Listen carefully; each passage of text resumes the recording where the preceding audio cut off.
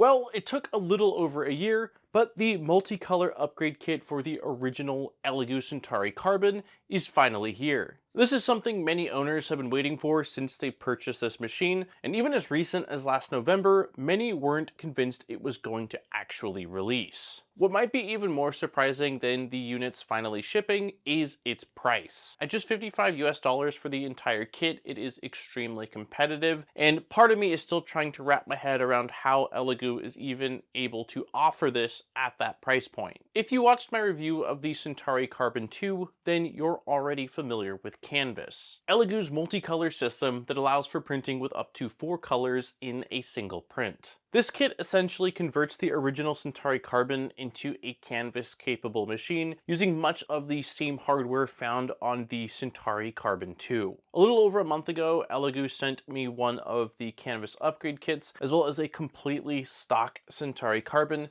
so that way I could go through the upgrade process and put it through some testing. In this video, we're taking a closer look at canvas for the original Centauri Carbon. I'll show you what exactly is included with this kit, take you through the installation process, and I'll share my thoughts based on my time with it so far. So with all that being said, and without further ado, let's get right into today's video.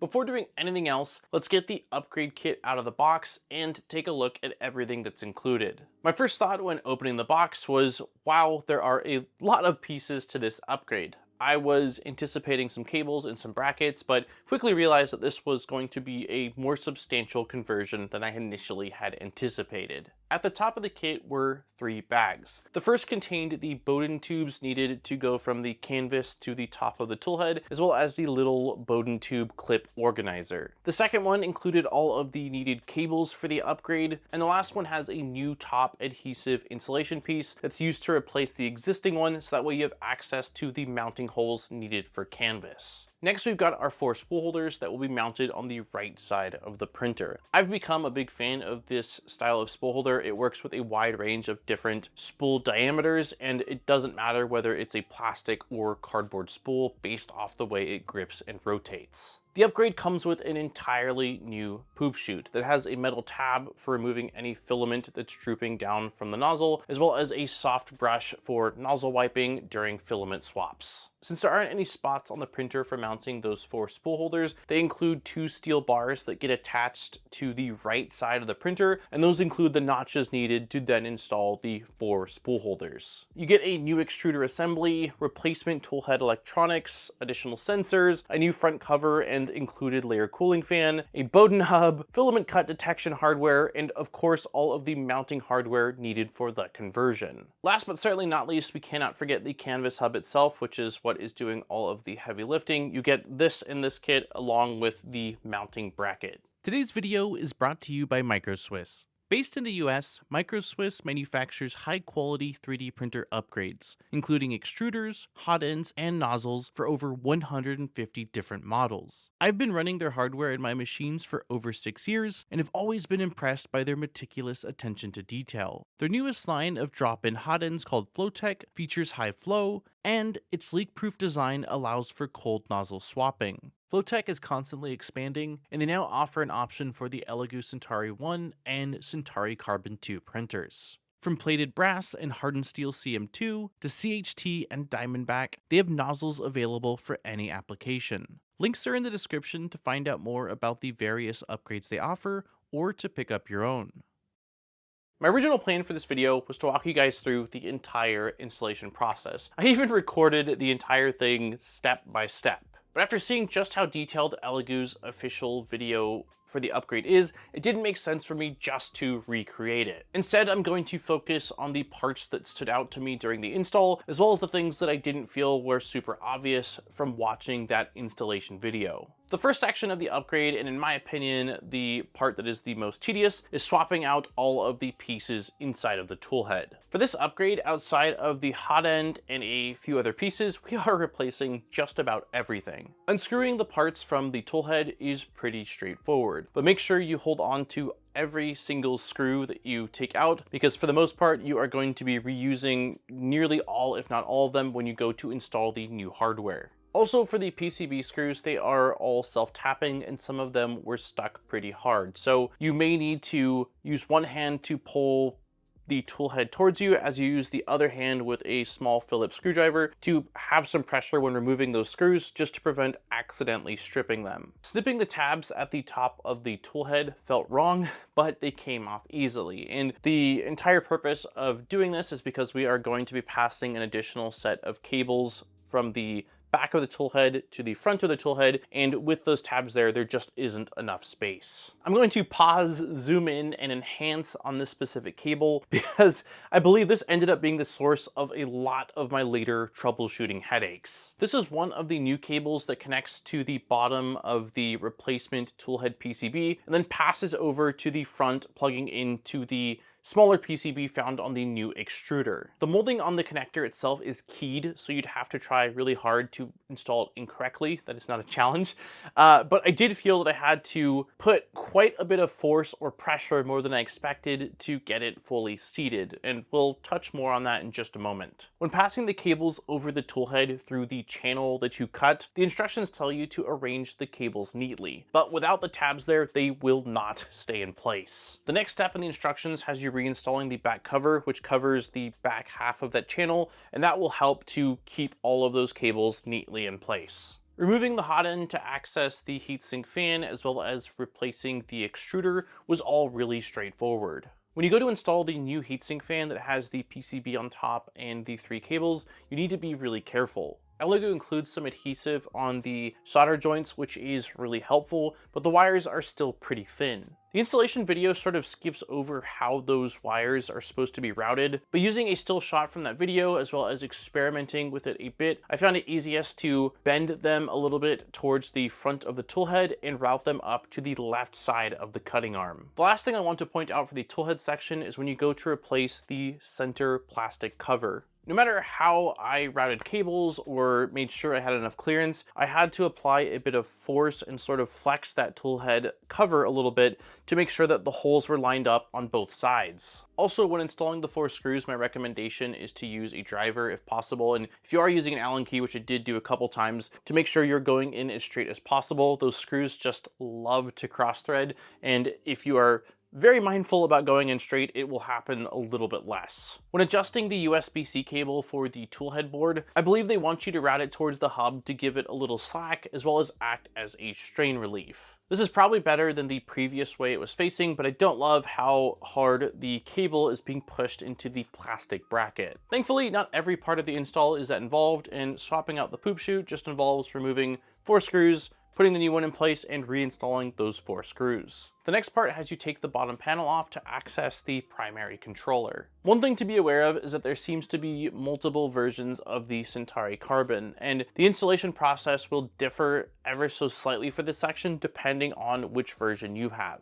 If you have the version that has the plug for canvas on the outside, the process is as simple as connecting a new plug to an existing cable that remaps the pins and reinstalling the bottom cover. If your printer doesn't have the opening for the 4-pin connector on the back panel, or if the opening's there but the cable isn't connected to the controller, you'll need an additional cable. In my case, Elegoo shipped one of these separate from the kit, so I don't know if it's going to be included with the kit or if it's going to require those that need it reaching out to Elegoo to request it. If you don't have the opening on the back of the printer, the instructions have you route the cable out the bottom of the machine, and then you'll just plug canvas into that loose cable. But for those that have the opening in the back panel but no cable, you'll end up routing the cable to that opening and securing it in place with 2 screws. For anyone that's planning on doing this upgrade, I would just take a look at your back panel and see if you have the cutout and if the cutout is populated. And if you don't have the cutout, or you have the cutout and it's not populated, reaching out to Elegoo to ensure you have that cable and you've got everything you need to perform the upgrade and install. The final step of the physical installation has you remove the insulation tape found at the top right side of the printer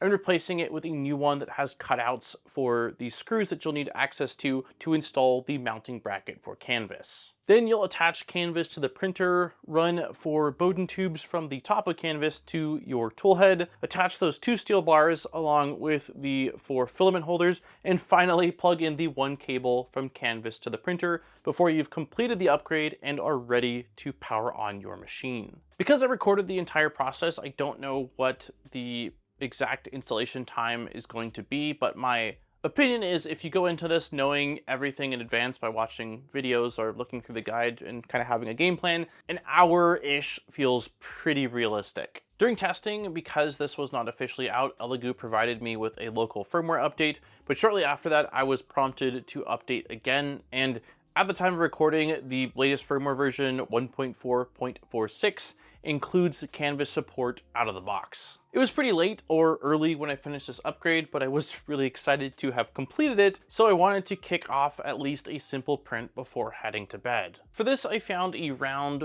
4-color test model and started off by loading 4 different colors of filament into Canvas. For slicing, I used Elegoo Slicer and wasn't sure whether I was going to need a specific profile for Canvas, but that didn't end up being the case. I was able to sync filaments directly in the slicer and set it to 4 by just using the default Centauri carbon profile. From here, I fired off the print and immediately ran into problems. The printer initially struggled to load any filament, which I ended up discovering was that the replacement extruder had the tension set incredibly high, so I went in and adjusted the little tensioning screw, and that solved all of my extruding issues. Unfortunately, that was only the beginning, and as soon as the printer went to change its first filament or do its first filament swap, it attempted to do the swap a couple of times before throwing an error and parking the toolhead. Over the next week of my life, I went down a bit of a troubleshooting rabbit hole. I checked the cutter mechanism, verified the sensor wiring,